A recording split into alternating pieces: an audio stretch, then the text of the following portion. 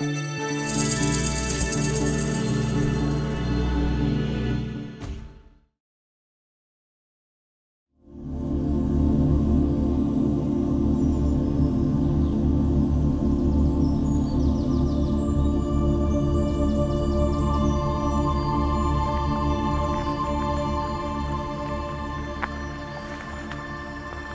الإنسان على مدى رحلته الوئيدة لم يكن يعلم أنه يرسم ملامح ثقافة عيش وينسج فصول حكاية تاريخ تعكسه أحداث ووقائع وجوده على أرض ينحت سطحها وينقش معالمها ويكيفها لعيشه.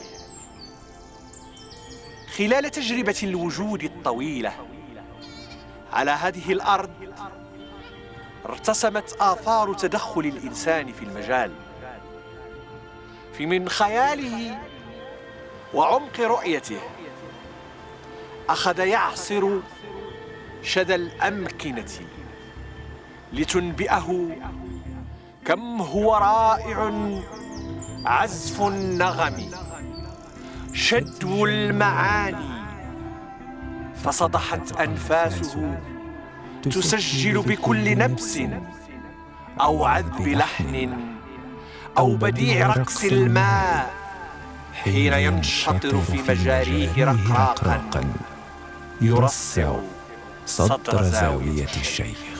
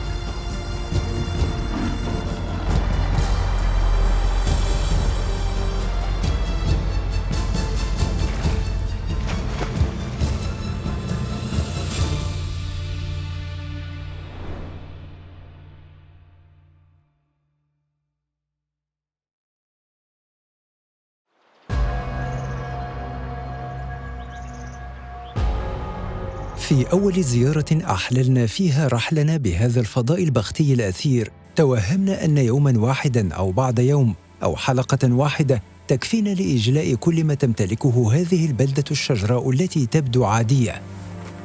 ثم سرعان ما استوقفتنا أمارات وشهود وأجداث ولحود أغرتنا بالقرى وإطالة المقام بهذا المجال المرحب المضياف.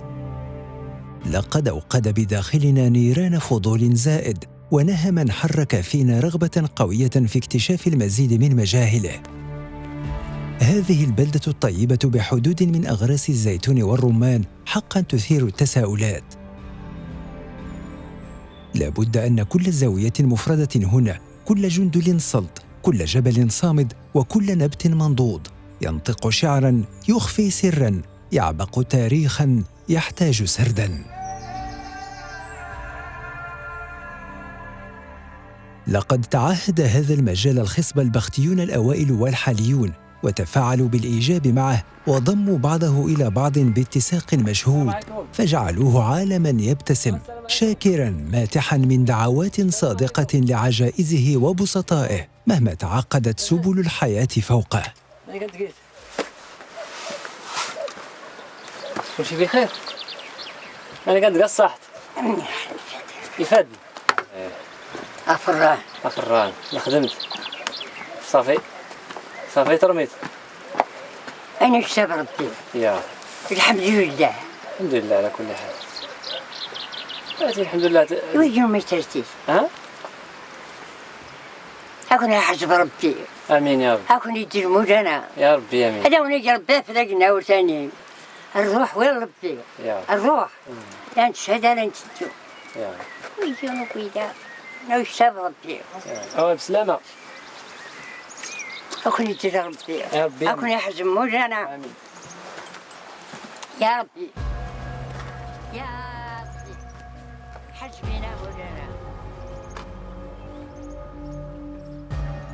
هذا الملاذ الأخاذ الذي شهد تغيرات وهجرات شتى يستحق أن يكون وجهة لكل من أراد أن يستقطع أوقاتا هادئة من زمن مسلسل حياة المتاعب وضجيج العالم. إنه فضاء ممتع يمنح فرصة ثمينة لنفض الهموم واقتراح الحلول وإسعاد الزائرين. وهو مجال رحب للمتعة والتنزه وممارسة شتى الرياضات الجبلية والسياحة الثقافية والتضامنية. وهو أيضاً فرصة للمدح من فيض أخلاق الساكنة أم البخت النبيلة ومن مهابة جمال فضاءاتها وعاداتها وتقاليدها. ومهما كانت الحياة في الجبال صعبة وشاقة، فهي بالنسبة للزائرين راحة للوجدان واستجمام وروقان.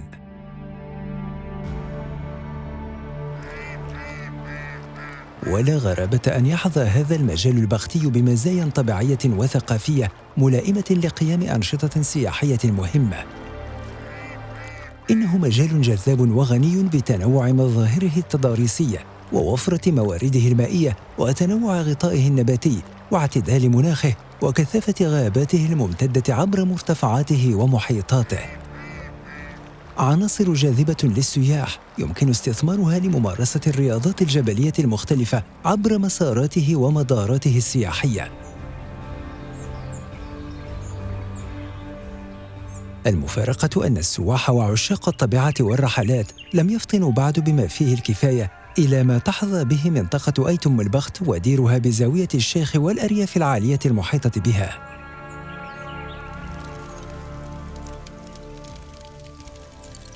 تشهد المنطقة في الآونة الأخيرة إنشاء بنيات تحتية تتجلى في المآوي الجبلية الريفية لاستقبال السياح وإحداث فضاءات عائلية ووحدات للاستراحة والإطعام على جنبات الطريق الرئيسية. المشكل ربما المشكل الأول هو سميتو هو المنطقة ما معروفاش.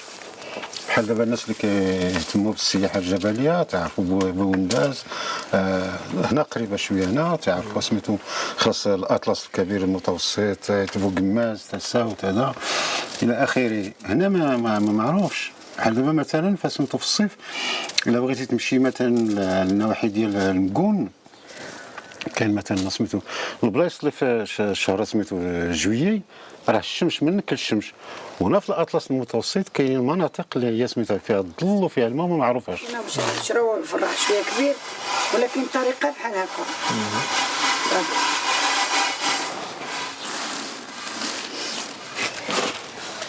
واخا ديري جيما غير كل ما تخافش. سخونه ما كتبردش. سخون نيت باقي سخون. طيب وتيكونوا زعما يعني كيجيو السياح هنا ولا الو اش غنقول لك دابا السياحه بصفه عامه راه سميتو الاقتصاد ديالها بشي شكل، ما نكذبش على روسنا. يعني السياحه الاقتصاد ديالها بحال تقول سمحوا لي بالفرنسيه ستيل ايكونومي باتارد. علاش؟ بحال دابا مثلا في هذه الازمه هذه ديال كورونا كاين ناس مثلا في بوقماس في مرزوقه وهذا سميتو شنو، كاين الدري مثلا سميتو تكون ولد فلاح ولا كساب، تبان لي ديك السياحه الجبليه تقول هذه اليوم غادي نربح، هذه اللي مزيانه، هذه اللي مزيانه. عارف فاش كيتحبس كلشي، لا صناعه لا والو. هذا من جهه اخرى الناس دابا فين غادي يكون المشكل فاش الناس كيعولوا على السياحه. يعني كبديل هي راه السياحه يمكن لك دير السياحه ولكن تبقى كدير خدمتك. وهذه هي الفلسفه باش خدامين حنا. انا ما عنديش البيوت بزاف ولكن مثلا ما غاديش نديرها سميتو انا البغال فاش الناس غادي يجيو يتساروك كنكري البغال مع الجاري ولا سميتو ولا خصنا البيض ولا الدجاج البلدي من عند الجيران. تولي المشروع واخا صغير راه تولي كوليكتيف مخدم مع ناس اخرين. المشكل اللي كاين هو سميتو هو التكوين ديال الناس في القضيه ديال السياحه. بحال دابا انا ماذا بيا باش سميتو ما عنديش البيوت بزاف مثلا باش نساعد واحد الاسره ولا هذا فاش يجيو الناس نقسموا الناس، ولكن سميتو هما ما عندهمش التكوين مثلا في اللغه وكاين بزاف ديال الحوايج فاش ديال لاكوي في ليجيان الى اخره. والقانون لان سميتو ما يمكنلكش سميتو يجوا عندك ناس وتصيفطهم لاي محل. ولهذا ربما سميتو الحل هو يساعدوا الناس من ناحيه ديال التكوين ومن ناحيه ديال التجهيز باش يمكن يستقبلوا سميتو بحال قلتي نوزعوا هذوك الناس اللي كيجيو ماشي عود يمشيو لمحل واحد.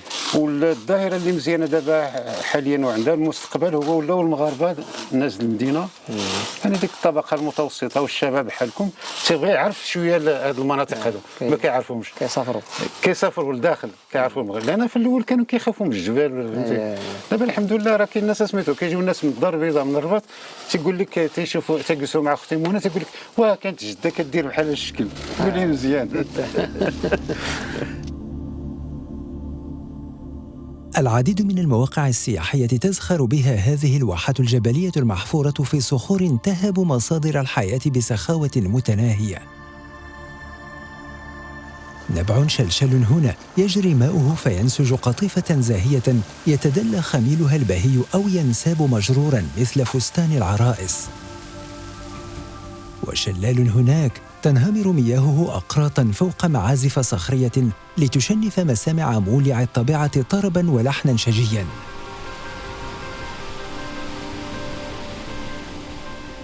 ذخائر كهذه التي تحظى بها أم البخت الفاتنة من صميم أهداف فئات عريضة من السواح هي اليوم في ازدياد، وهي لذلك قادرة على استقطاب المستثمرين وإغرائهم بإقامة مشاريع سياحية توفر مناصب شغل عديدة ورواجاً اقتصادياً مهماً قادراً على أن يغذي مناخاً سوسيو-ثقافياً سيساهم في الارتقاء بهذا المجال الحيوي الهامشي.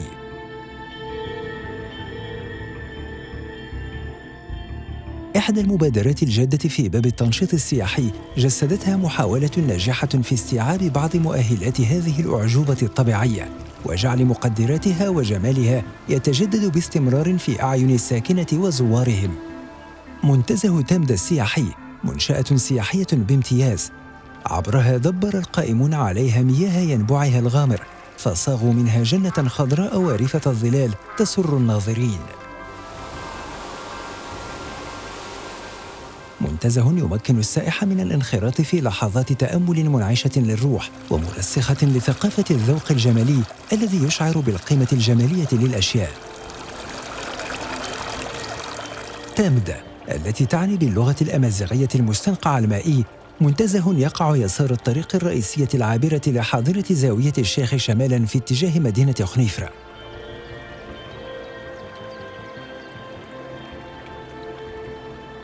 هذا المشروع الذي وضع لبناته الأولى المستعمر الفرنسي قناص المواقع الاستراتيجية والنافعة مشروع أنشئ بمجرى عين تامدا الدائمة الجريان المتزودة من مياه الأمطار والثلوج. هذا المقصد السياحي الشهير بمنطقته أصبحت له قيمة سياحية وثقافية واجتماعية، وهو ليس وجهة مفضلة للساكنة والجوار فحسب، بل إنه فرصة تواصلية اجتماعية كذلك بين البعيد والقريب، بما تتيحه من إمكانية إرساء أواصر التواد والتراحم فيما بين قبائل هذا المجال التدلوي وما بين سواهم من المرتادين.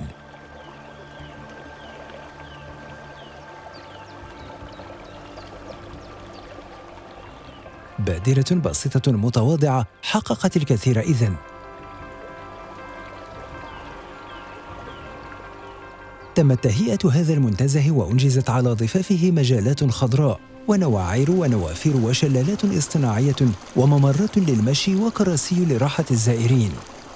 وعلى جنبات الجدول السيال وسطه أقيمت مقاهي ومطاعم تحت ظلال أشجار التين وأصناف أخرى تفوح عطراً وتفوق الجلسة تحتها الذهب سعراً.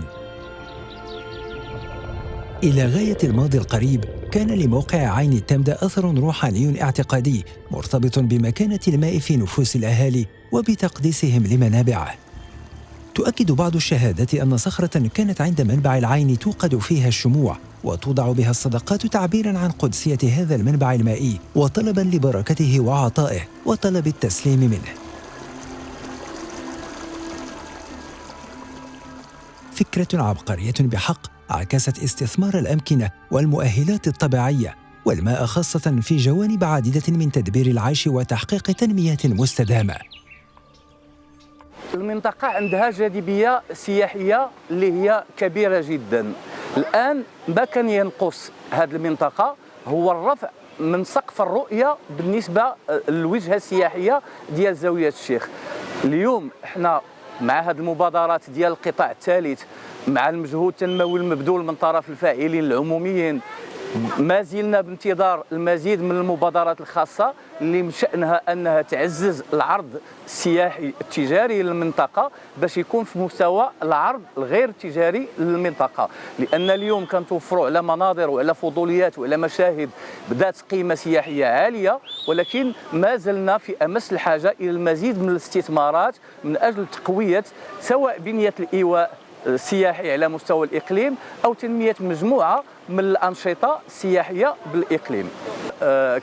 كاين واحد الخصاص على مستوى البنيات والتجهيزات السياحية، ولكن أعتقد أننا اليوم الحمد لله بفضل الاستثمار العمومي وبفضل مجموعة من الشراكات يعني مجموعة من المشاريع هي اليوم بصدد الإنجاز وسترى النور يعني قريبا.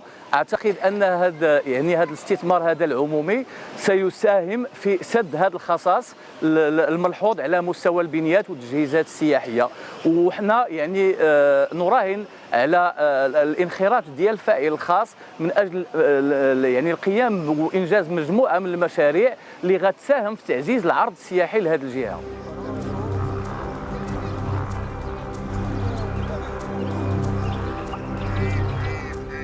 هذه العين الغزيرة التي كان لها في الماضي اليد الطولة في إنماء روائع هذا المنتزه وازدهار محيطه كانت وافرة الصبيب عميمة النفع، لكنها اليوم أمست مهددة بعواقب التغيرات المناخية التي يعيشها العالم، وبغياب أي مبادرات صيانة من شأنها حمايتها من آفة ترديها الحالي، صونا لها من أن تنضاف إلى قائمة ضحايا هذه الآفات من مثيلاتها في أماكن أخرى.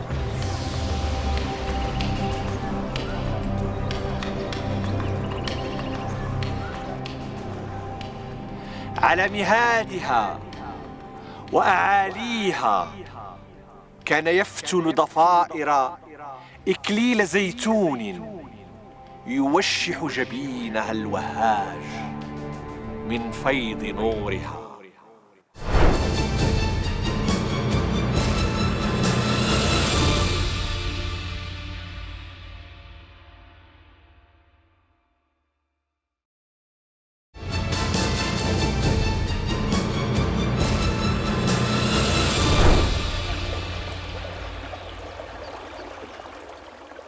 خلال تقصياتنا بمجرى عين التامدة أدركنا أن تدفقها في الماضي كان أكثر غزارة مما هو عليه اليوم، وقد لاحظنا انهياراً أرضياً فوق منبعها الرئيسي وجفافاً في عيون ثانوية كانت تحفه.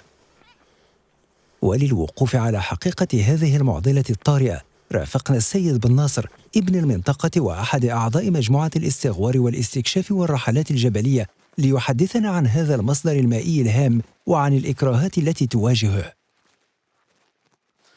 سي حسين مستعمر فرنسي فاش دخل لهنايا اختار هذه المنطقة هذه نظرا للغناء ديالها بهذه الموارد المائية، العيون في أي اتجاه، ومن بينها هذه العين هذه كانت ما كتنشفش لا في الصيف ولا في الشتاء، وكان فيها واحد لو ديبي تبارك الله مهم ينقص. لا دابا جف.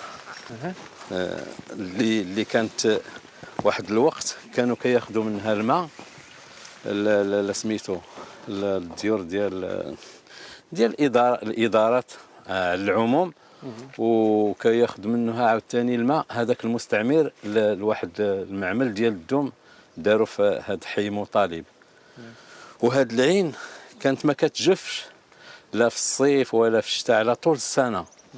وهاد العين كاين شي عقائد وكذا، وهذا كانوا الناس تيجيو تيزوروها، هذا الدليل. هذوك الغيران كانوا تيحطوا فيهم الناس الفلوس، وكاين شي بلايص تيشعلوا فيهم الشميعات وهذا وسميتو شي طقوس. الطقوس كانت قديمه تنعقلوا عليها حنا في الصغر. كنا كنجيو كنلقاو نيت بالفعل دوك 4 ريال 6 ريال فاللي كانت ديك الساعه، وشميعات شاعلين وهذه. داكشي ما بقاش. لا ودابا الناس بدات كتوعة وهذه سميتو. هاد العين قلنا هما هاد الناس المستعمر الفرنسي ديك الساعة اشنو دار؟ خلق هاد الساقية. هاد الساقية هذه اللي حنا فيها كان تيجي الماء من هنا. خلق هاد الساقية ودار واحد ريزيرفوار خزان. هاد الخزان هنا كيجمع الماء. فاش تيعمر هاد الخزان داكشي الباقي ديال الماء كيمشي مع هاد الساقية. كانوا تيسقيو بها الجنانات ديالهم اللي كانت مشهورة هنا ديك الساعة. كان فيها الزيتون شوية وكان الرمان وكيستعملوها حتى الفلاحة الأخرى الزراعات وهذه وسميتو. والدليل على هاد نرجعوا عاوتاني لهاد المنطقة. الدليل على أن هاد الخزان راه كان مسقف. هاد الضالة ديالو ها هي الضالة ديالو. هو الحديد باش كان مسقف هاد الخزان. بحال شي ساريج ديال ساريج خزان ريزيرفوار.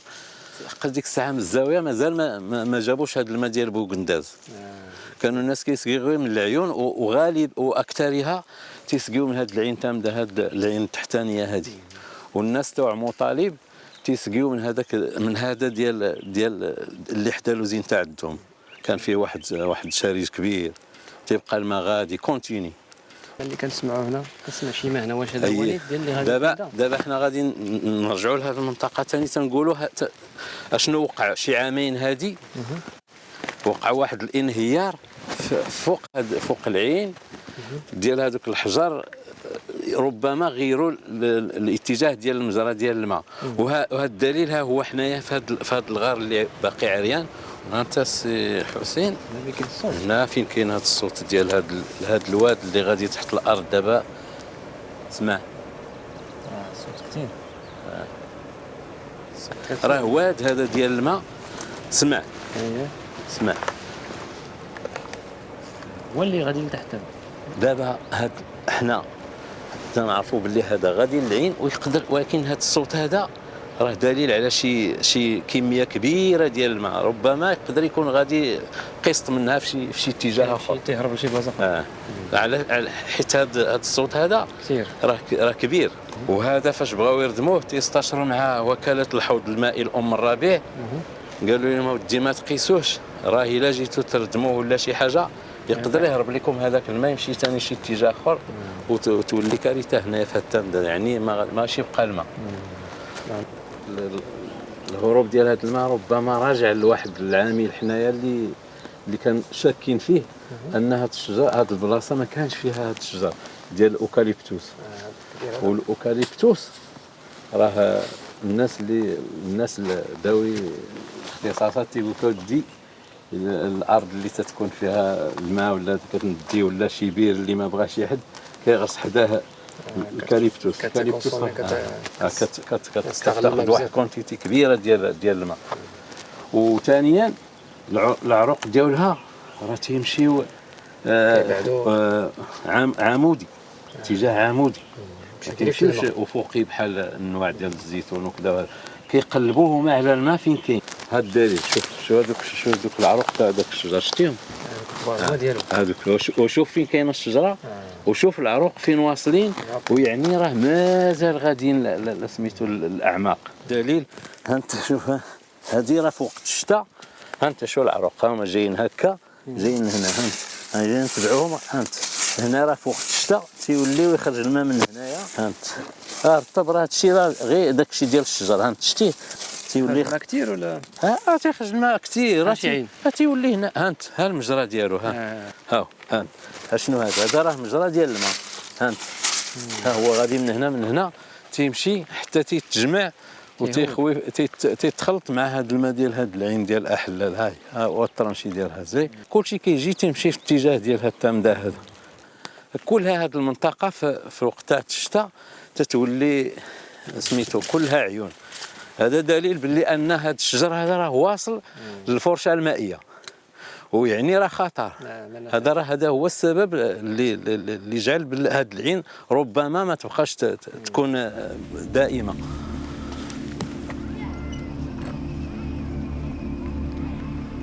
فوق ربوة غير بعيدة عن منخفض تامدة، عمد المحتل الفرنسي إلى استثمار هذا المصدر المائي الغدق على صعيد آخر متعلق بمنشأة عسكرية صناعية، ومنها يتزود بالمياه الضرورية في دفع عجلة إنتاجاته الحربية. منشأة استعمارية أخرى في ميدان الصناعة أنشأها المحتل لتوطيد أركانه وتعزيز اقتصاداته. شيدها المستعمر بداية الأربعينيات، لكن نفعها تعداه إلى الأجراء من ساكنة أم البخت وبعض الوافدين من أماكن نائية. إنها معمل الدوم بمركز زاوية الشيخ. أدت هذه المنشأة دورا خاصا حينا من الدهر بهذا المجال، متجليا في سبق صناعي وتشغيل نوعي لم يسبق له مثيل في تاريخ البختيين. الدوم هذا هو لوزين ديال الدوم، هذا غير السكن ديال هذوك العمال ديال لوزين، دوك اللي سيليباتير، اللي سيليباتير غير شومبر وحده. هادو ديال ديك الوقت، هادو ديال هذيك الوقت راه بالفعل هكا دايرين. الا هذا راه واحد السيده ساكنه فيه وسميتو غي هادو دابا لا بليبار كاع مهجورين. كانوا مهجورين حيت هذوك الناس اللي كانوا خاصة اللي فيهم ديال العائلات بقاو سادينهم مشاو بناو هذا وسميتو. هذا تا هو ديال لي زوفريتا هذا دابا هذا هو اللوزين، هو هذا راه اللوزين. ولوزين ديك الساعه راه كان هذا الشيء كله هذه المساحه هذه كان تيستغلها لوزين. اشنو كانوا فاش كانوا تيطحنوا الدوم تمايا هنايا كيستغلوه للنشير. فاش تيطحن كاينين العمال اللي تيخرجوه تيجيبوه تينشروه هنايا، وكاين وتيعاود يقلبوه على الوجه الاخر باش يكرم. فاش تيكرم كاين اللي كيطبالة مباشره، وكاين اللي تيدار حبال. ندخلوا دابا للبريصه.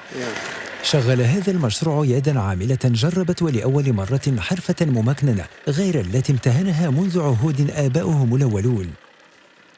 المنشأة هذه توقفت هي الأخرى، فغدت مهملة مطوية صفحتها دون أن يفكر في تهيئتها حتى توصل إسهامها في الإنتاج وفي امتصاص العطالة وآفاتها بما ستلبيه من حاجة الأجيال الحالية إلى الاشتغال.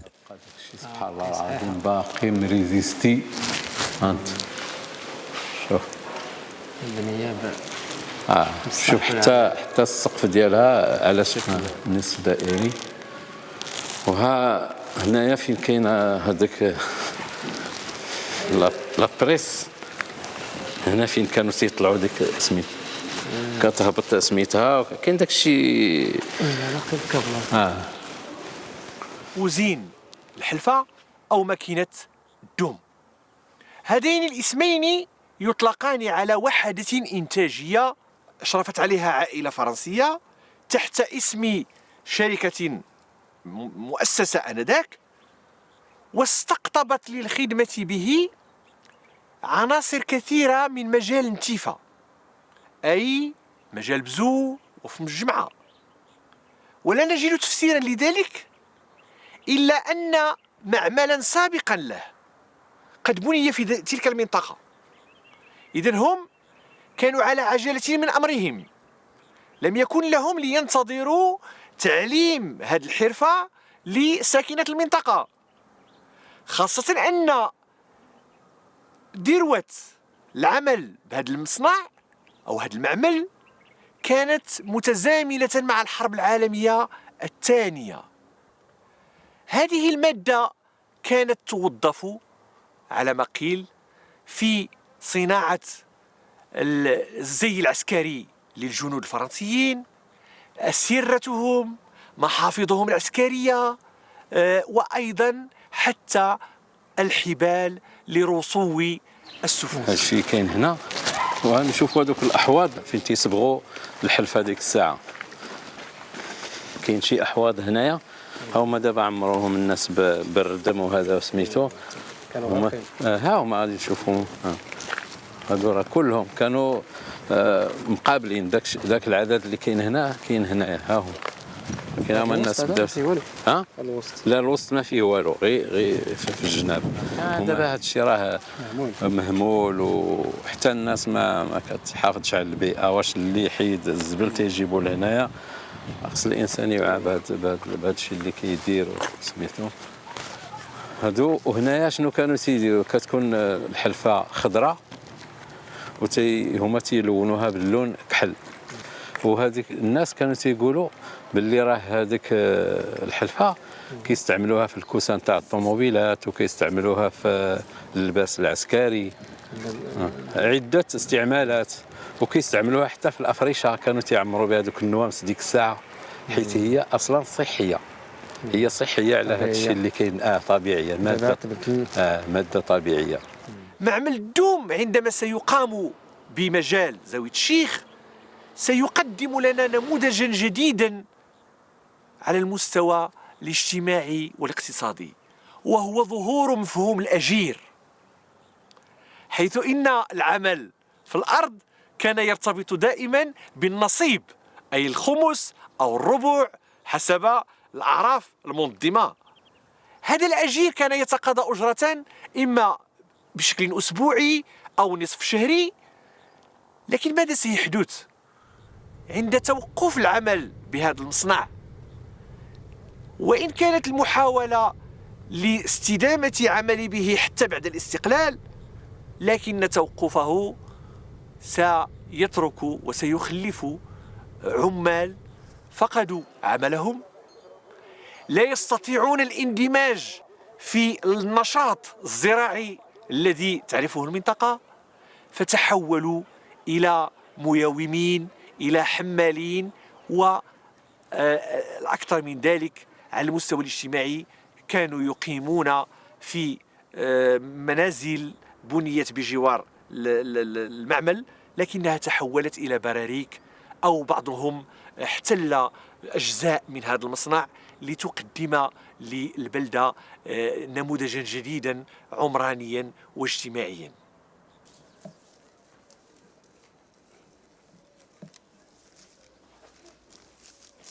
نظرا للقدام ديال هذا اللوزين هذا، كاين استطعنا باش والناس الاكثريه توفى العامل السن وهذا، وهذا اللوزين اللي ما بقاش خدام وهذا، واستضفنا واحد جوج الناس كشهاده لداك الشيء اللي كانوا حضروا ليه في هذا سميتهم، من بينهم هذا السي حوسه فرغاس اللي مسكين تا هو راه ولا دار هذه الحرفه ديال تيصاوب الشطاط ملي تسد هذا اللوزين وهذا. وخالي حا شكوش تا هو من شهاده ديال دوك الناس اللي كانوا خدموا في هذا اللوزين، هو كان تيدير الحبال، وكان تيدير الحبال من النوع الممتاز ذاك رقم واحد. كانت الخدمه هذه شحال هذه هنا باش كنتي خدام؟ سيدي ديك الساعه كتجي يمشي الكاميو تيجيب الدوم خضر تتطحن. انت خدمتي في هذاك؟ تتطحن، تيخرجوا تينصروه، تيبس، تيدخلوا الخدامه، تنفتلوه حنا، تيولي حبال، وتنديروا 10 الحبال في الباكيه، وتنخرجوه تاني حنا تيبس، وندخلوه تاني للبريسه باش يطبالا. تيطبالا تيجي الكاميون من الدار البيضاء، تيتسرجا تيمشي لبرا ولا كيف؟ لا، تيديو للدار البيضاء، نشوف فين تيصيفطوه، واش لبرا ولا تيصنعوا به شي حاجه في الدار البيضاء. شحال تقريبا الناس غادي يكونوا خدامين في هذيك الوقت؟ راه جوج كيفات كانوا. شحال يكونوا شحال؟ تيخدموا 24 ساعه على 24 ليل ونهار. نقول شي 120 خلق ما بين العيالات والرجاله والدراري والدريات، كلشي كيخدم. كلشي كيخدم. هادو غير في التاله، عاد راه اللي كينشروا في الماكينه واللي تينشروا يدفعوا باش يتطحن واللي وعاد البريسه ثانيه شحال من واحد، راه كان كلشي لوزين راه. شنو كدير اسي حسام؟ انت كتشوف كندير العمل اسيدي باش ناكلوا الخبز. تاخذ الخبز؟ اييه. الله يكون في العوان. امين. شنو هو هذا؟ شنو هذا العمل اللي كدير؟ هذا الدوم تنجيبو عادي. اييه. وكنسرقو. كنجيبو من الجبل؟ كتجيبوه في الجبل؟ فين ما اما لوطا ولا جبل فين ما موجود، فين ما كاين كنجيبو كنسرقو كنيبسو عاد نخدمو. وهادو تا هما كنجيبهم كنزرهم ونيبسهم عاد نخدمهم، ما نخدمهمش خضرين. كتيبسهم؟ هاي تيبس خدمه راه ما نخدمهاش خضرا ما كاينش. حسن هكاك.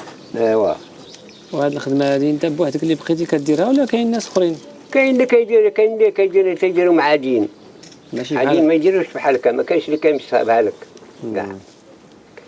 وهذا المعمل هذا كنتي خدمتي فيه انت لا؟ خدمت فيه 7 سنين. 7 سنين اللي كنتي؟ 7 سنين. شنو كنتي كدير؟ كنت انا مع الفتاله. كتفتل؟ لا مسامري. مسامري؟ ايوا هاد الخدمه هذه واش شويه فيها شويه د المعيشه ولا؟ الله يجعل البركه، اللي ما قنع بشويه ما يقنع بكثير. بحال دابا باش كتبيع هذه يا سيدي، هذه كان بيعها 240 جمله. 240 ريال. 240 ريال جمله. وشحال الوقت كتدي لك؟ شحال الوقت باش تصيبها؟ شحال الوقت انت كتشوفها اش كنصاوب دابا. انت كتشوف دابا الا قعدت الله زعما نطول النهار نعقد 20. هذه دابا غادي نمشيو للبريصه معاك والسي حوسه والسي الحسين، تعطينا شي معلومات على هذا الشيء ديال البريصه، فاش كنتي انت كتفتل الحبال وفين تيجيو وتوريو لنا المراحل اللي تيدوزو فيها. لقد كان هذا المشروع قطرة الغيث الأولى، لكن مسيرته توقفت أواخر الستينيات، فنسيت معالمه من غير أن تستثمر سياحياً على الأقل. هذا يكون في الثقل ديال هذه 80 كيلو. لا الثقل 80 كيلو. الحبل واش الحبل؟ لا هذه دابا لا البالا 80 كيلو. 80 كيلو. وهذا هو السلك باش كتشبع. هذا هو السلك باش كتشبع. هي مجموعه هكا دابا. هذه تتسمى بالا. كانوا تيديروا منها الحوايج ديال العسكر. هذا الشيء اللي سمعنا، حوايج العسكر. الملابس العسكريه. هذا الشيء اللي سمعنا. واش قلال دابا الدوم ما بقاش؟ ما بقاش الدوم، ما بقاش. باقي الدوم غير دابا البهايم عاطينو الدق. الناس خلعوا الحرث وداك الشيء صافي طوعوا البلاد. هذا الشيء اللي كاين. تمام. مرة تنجي غير هذه تبدا تجيبي الدوم دابا باقي غير بالبلاصه اللي ما كتحرش. صافي. تيمديرين راه باقا عامره موجود، ولكن ما كاينش ما تتحرش. تيمديرين كاينه في دوك الحواشي. ما كاينش مصر في الدان. لا في الدان لا بو قصديم. كاين موجود. بو قصديم علاش سميتو بو قصديم؟ حيت فيه الدوم. عجل. هذاك راه كله دوم.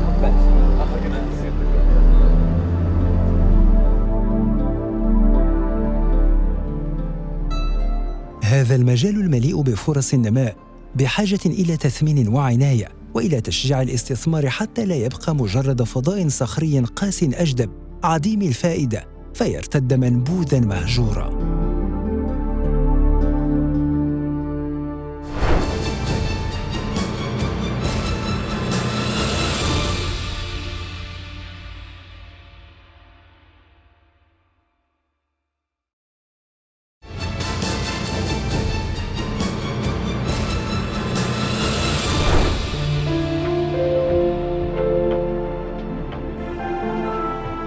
هي التي خبأت بكل كبرياء في صندوق أسرارها من عزيز أسمائها تيزغا، أم الرمان، زاوية الفيض، أم البخت. هي التي تحلت بجميل الدرر، أسماء تخلدها متوهجة، عروساً من عرائس الأطلس التي تزف له على مدى الزمان في حللها البهية وأريجها الأخاد وطيفها الساحر. يحاكي مع كل ربيع سمفونية الحياة تدفق من فيض عيونها ومجاريها.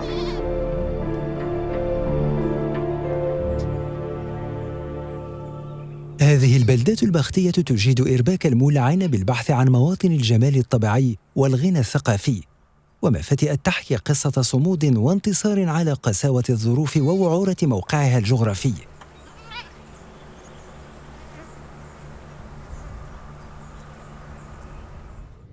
لقد وقفنا على أماكن طبيعية عديدة في غاية الروعة والجمال، وشاهدنا معالم تاريخية شاهدة على مراحل من تاريخ الإنسان البختي في علاقته مع هذا المجال من الجبال والفيافي.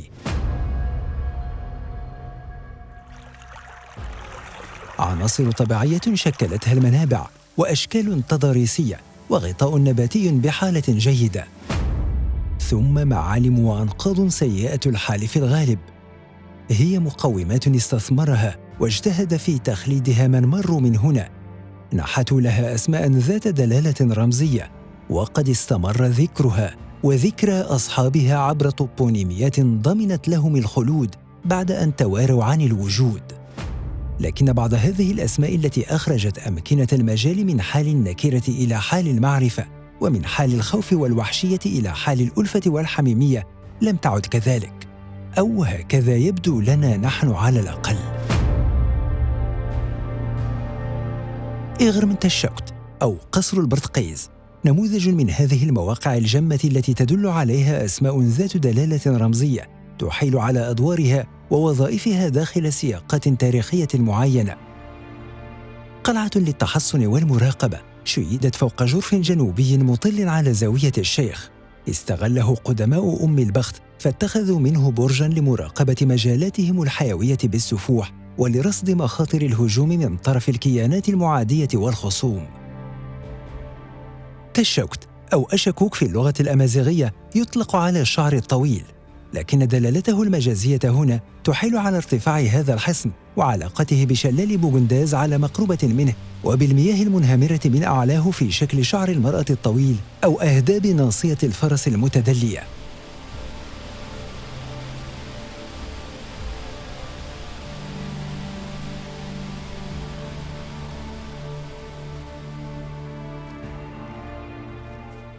هذا الموقع الأثري نموذج من معالم عديدة صادفناها بمجال أيتم البخت، غالبيتها تئن في صمت وتنشد الاهتمام بها، لعل الرحال تشد إليها كمزارات للسياح والمهتمين حتى تسترد حقها في الحياة، عوض أن تبقى مآوي لسكن البوم وجحورا للحيات.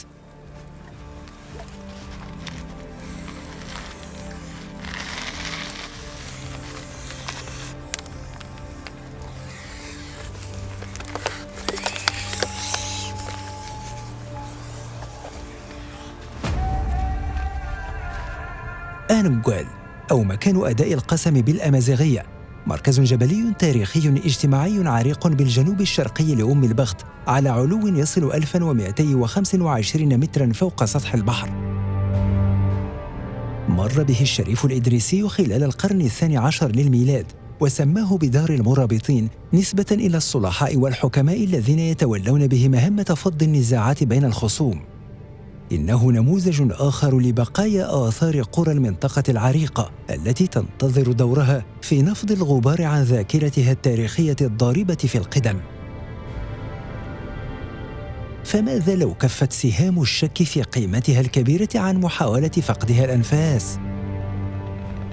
ماذا لو تم إنعاشها بترميم أنقاضها ومد الطريق إليها وفتح المجال للاستثمار داخلها حتى تصبح قطباً في السياحة الجبلية والثقافية، مساهماً في تنشيط الحركة الاقتصادية بمنطقتها؟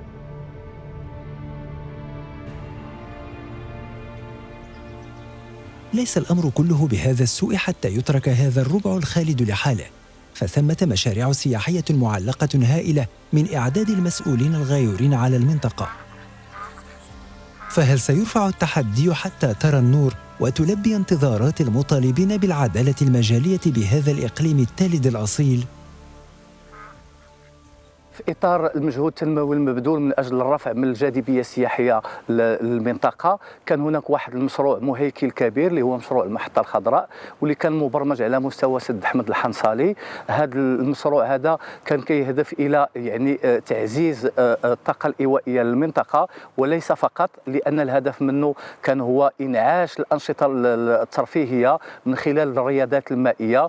وهذا المشروع هذا كان كيتسمى المحطة الخضراء لأنه كان كيحترم من المعايير ديال الاستدامه، سواء فيما يتعلق بالاقتصاد في الماء او في الطاقه او في الاندماج المشهدي او تدبير النفايات الى غيرها من المواضيع البيئيه اللي هي مهمه.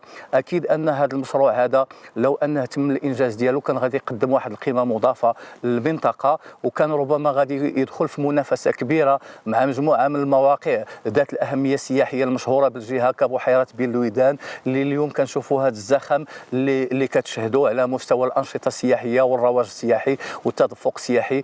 أعتقد أن مثل هكذا مشروع من شأنه أنه يرقى بالنشاط السياحي على مستوى جهة بني ملال الخنيفرة وعلى مستوى منطقة زاوية الشيخ، باش يجعل منها قطب جذب حقيقي بالنسبة للأنشطة السياحية وبالنسبة للراغبين في الاستجمام وفي الفضاءات الطبيعية والفضاءات المفتوحة. ومهما كان سؤال التنمية محرجاً وصعباً، فإن الإرادة وحدها كفيلة بجعل هذا المجال الذي يحظى بحظوظ كثيرة مركز إشعاع ونهضة اقتصادية في ازدهار البلاد، عوض أن يبقى خاملاً منسياً. فتامدة، هذا المتنزه اللافت الذي يجلب بهاؤه إليه الكثير من الزوار، مثال على الرغبة الصادقة في منح الأمكنة الخلابة حظها من الذكر ومن الاهتمام اللازم. فباستثمارات بسيطة جذبت إليها الأنظار واستطاعت أن تلبي رغبات المقبلين على أجوائه الفريدة التي تجعل السائح يشعر داخلها بالراحة والاطمئنان. السلام عليكم. السلام. شنو تشرب اخويا؟ الحمد لله. الا كاين شي ليمون العصير ولكن يكون طبيعي اخويا. واخا مرحبا. شكرا.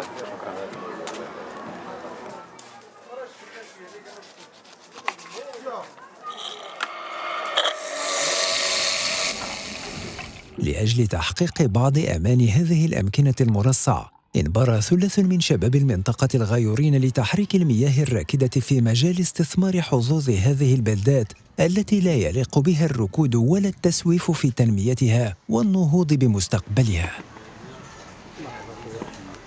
الفكرة الأصل كيفاش فكرتي قلتي أنا غنجي ندير مشروع، أنا علاش زعما؟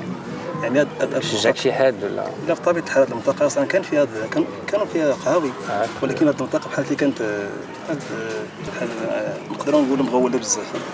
مغولة يعني فكرة المشروع فكرنا أننا نحاولوا نقيوها ونقادوها نظرا للأشجار اللي فيها المتنوعة، الأنواع تقريبا جميع الفواكه تقريبا كاين في البلاصة، الرمان كاين الكرم الكركاع، يعني تقريبا كل شيء مزاح.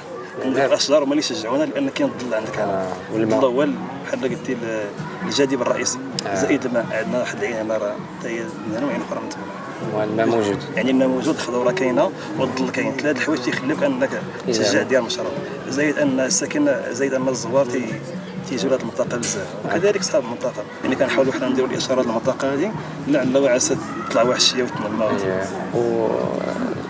الطريقه ديال الاشهار كديروا شي اشهار للمنطقه باش يجيو حتى السواح، واش كيجيو ولا ما كيجيوش؟ تيكون اقبال، يعني بلا اشهار اقبال الحمد لله كاين اقبال في هذاك الوقت اللي قلتي الاقبال كاين، ذاك الوقت تيكون اقبال الحمد لله، ولكن الا زادت ما زادت تلقى واحد الشيء والطرقه يكون عنده واحد لافالور. اما الخدمه كاينه عندك في ديال شهرين كلشي تيخدم الحمد لله، ولكن على حسب الاقبال. اجانب واش كيجيو ولا لا؟ اجانب ماشي بزاف، قليل، نادرا اجانب نادرا، يعني يقدر يجي كاع جوج كاع في العام الا جا في الموسم تقريبا جوج ثلاثه الا جا، يعني نادرا بزاف ماشي بزاف. وشنو اللي كتمناو زعما شنو هو المتمنيات ديالكم من ولاد المدينه هذه كامله ان شاء الله انها ترقى، لان خاصها بزاف فيها بزاف ديال ملي جينا نهضروا في التفاصيل داك الشيء كثير بزاف، لا من ناحيه المهم بلا ما نهضر في التفاصيل داك الشيء كثير، يعني خاصها بزاف ديال تعطى القيمه ديالها لانها تستاهل. الخضوره هاد الماء فيها بزاف ديال ما بصراش اللي خصو نورمالي تستغل، ما نستغلش نهائيا، يعني تستاهل شحال من حاجه ورا. هي الا درنا واحد المقارنه ما بين هذه المدينه ومدينه كاين مدن اخرى ما فيهمش الماء نهائيا كتلقى فيهم الخضوره جراضيم شحال من حاجه، وهنا عندنا الماء وعندنا ما نعرفاش شنو كتلقى غير حتى حاجه ما كاينه. واش كتشجع انت الشباب يديروا بهذه المشاريع؟ وي بيان سير، الانسان الا عنده واحد الدبلوم مثلا كاع ولا موجز ولا ما كيمنعش انه يدير مشروع ديالو، ما يتسنى من الدوله انها تخدمك ولا دير لك شي خدمه، ممكن انك انت دير مشروع على راسك. افكار راه كثيرين، خص الانسان يحاول يتحرك. كما تيقول واحد المثل، جسمك يستطيع ان يفعل اي شيء، عقلك هو الذي لا يستطيع، يعني تحاول تقنع عقلك باش انك قادر دير شي حاجه، راه ممكن انك دير اي حاجه تكون شي زعامه غامر او غادر كما تيقول.